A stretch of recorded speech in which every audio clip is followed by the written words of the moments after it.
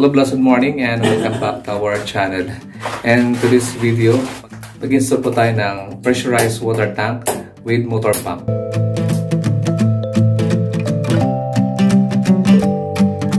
Tayo ngayon sa Manila at of course mag-install tayo ng motor pump and pressure tank. So ito pala yung nabili ni may-ari na motor. Ito pa yung brand niya. Yan. So, ito yun.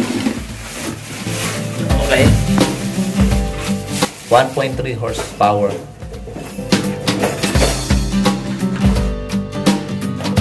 Then, ito naman yung pressure tank. This is 42 gallons na pressure tank. So, bali dito, isi-set up natin yan sa may baba ng hagdanan. Fabricate po tayo ng patungan nito. Siguro, angle bar or flat bar i-welding natin dahil di pwede ito nasa sa flooring itong motor.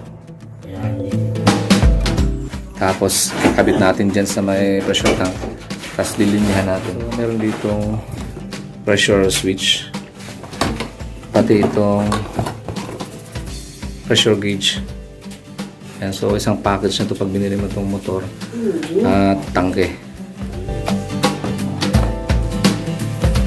At ito yung mga fittings na nabili natin. Dalawang yun yung patente. Tapos mga clamps. Nail adapter. And plain elbow. So, meron din tayong binili na Teflon. And of course, Syntex. So, bumili rin tayo ng tubo. Ito. 3/4 size. Then, bumili rin tayo ng check valve. One-way check valve. Para po dun sa ilalagay natin na. Dun sa may main line. This is 3/4 size din. Then, bumili rin tayo ng breaker para po sa ating motor. So, ang brand nito is Royu. Ayan, 30 amperes na breaker. Okay. Ito ang kasama natin. Si Brother Nathan. Ayan. Dalawang electrician at plumber electrician, si Brother John Paul. So ngayon ginagawa nila, so nag-install mula sila ngayon ng supply ng kuryente. Ayan o, naka-royal cord galing sa labas papunta dito. Yun ang supply natin, papuntang supply para sa ating motor.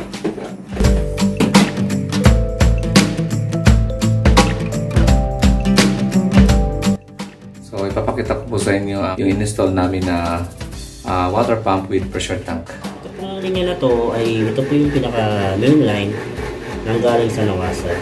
So, ito po yung tawag na bypass. So, ito, ginagamit lang to in case na magkaroon ng problema yung motor or masira yung motor. Gagamitin natin siya for normal pressure na galing sa Nawasa. Siyempre, papatayin muna natin to.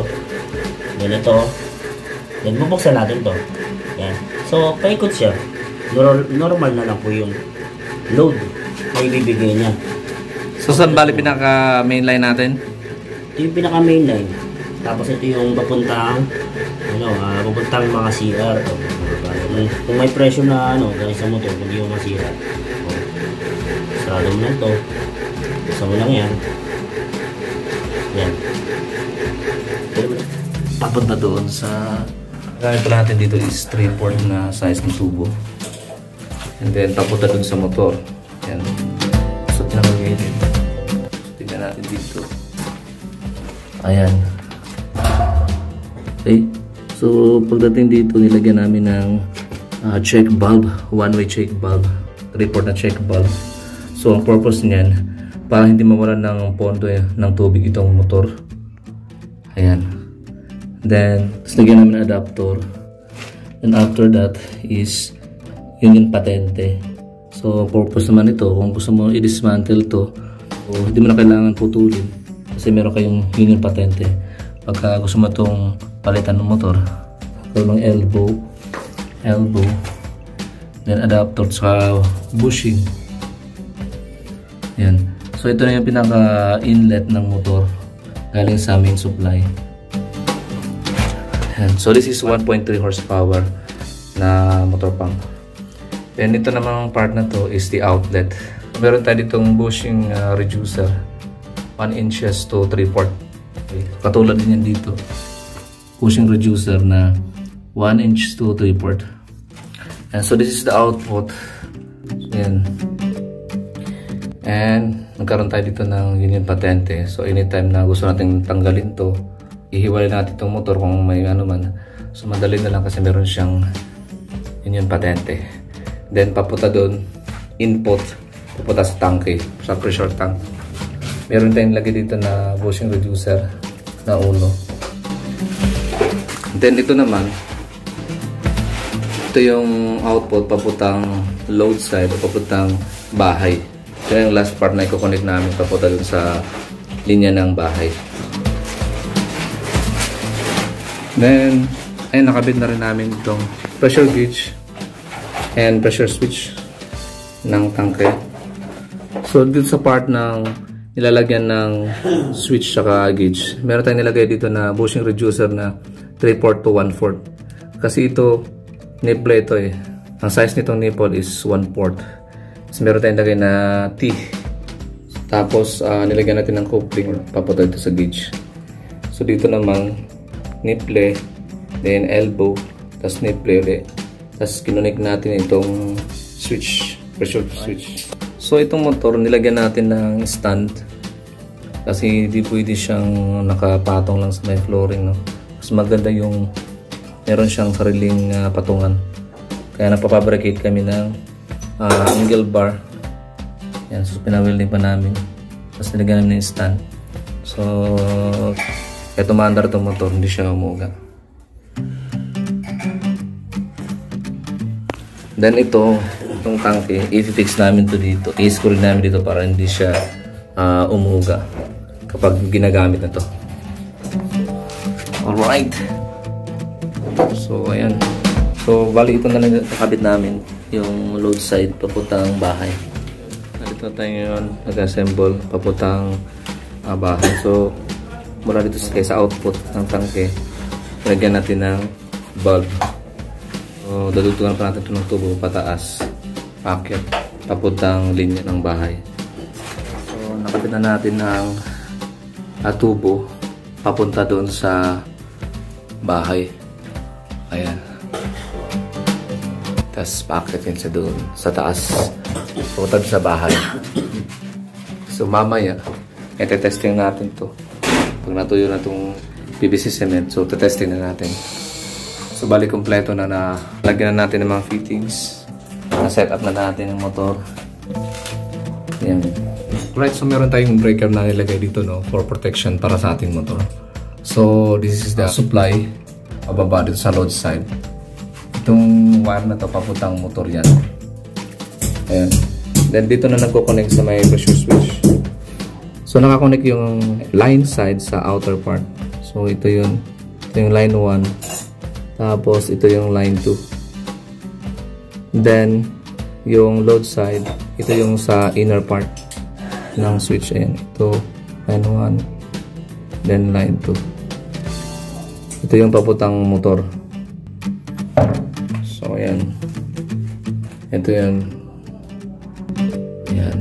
So, nakakonect dito sa motor.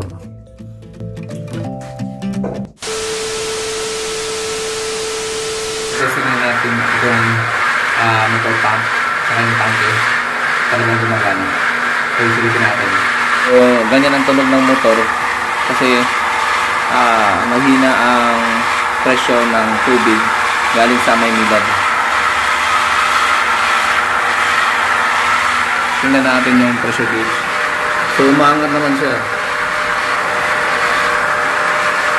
Nasa 10 psi na siya.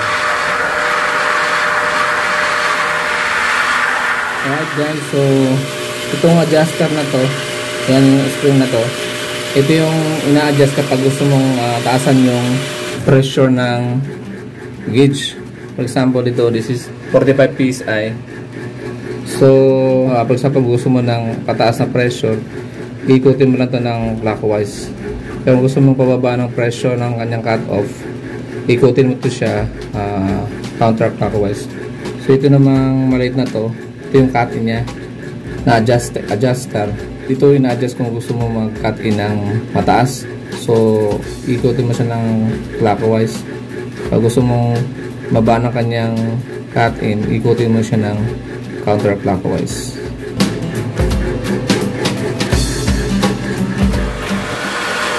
So, check namin ngayon itong motor tsaka yung gauge niya. Kung merong mga leaking o mga piping sa kanya.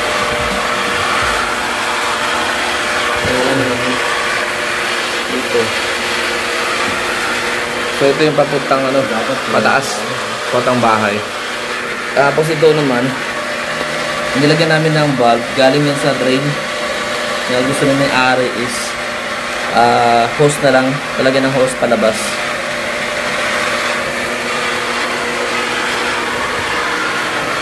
Mag-30 PSI na. Cut-in natin na pressure is 15 PSI and cut-off is 50 PSI. Tingnan natin yung tulo ng tubig doon. Binuksan na natin yung pressure tank, pati yung motor. So, ayan, okay na yung mga linya dito sa third floor. Kasi nung nakaraang araw, itong mga linya na to, may existing na tubo dito, nasisabugan dahil sa sobrang lakas ng pressure. So ngayon ginawa namin, pinalit na namin lahat ng mga tubo ng 3/4. Pinalitan namin ng PVC pati dito. Ayan. So ngayon wala nang leaking. Ganyan kalakas ang tubig na dito sa third floor. May ginuksan natin ang motor pump sa tank. Ayan. So nandito ngayon yan sa third floor. Okay, malakas sila. So ngayon, na-test na natin itong motor at nakita natin yung mali niya sa taas. So okay naman. Kasi ito yung load side. May panibago tayong dagdag na load side. Okay. Papunta sa ground floor. So nilagyan natin ng valve. Ito naman papuntang second floor and third floor. So yan, okay na tayo sa project dito sa PR South. Kompleto na yung project natin. Tapos nilagyan pala natin ng submeter kasi pinalagyan ng may-ari ng submeter. Kasi rarentahan dito yung lugar nito eh. Kaya sharing sila sa kuryente. So I hope na may natutunan kayo sa video na ito. And please don't forget to subscribe and click the notification bell for more videos. Yan, dito kasama ko si John Paul, ang aming electrician and plumber. Bye. Till our next video.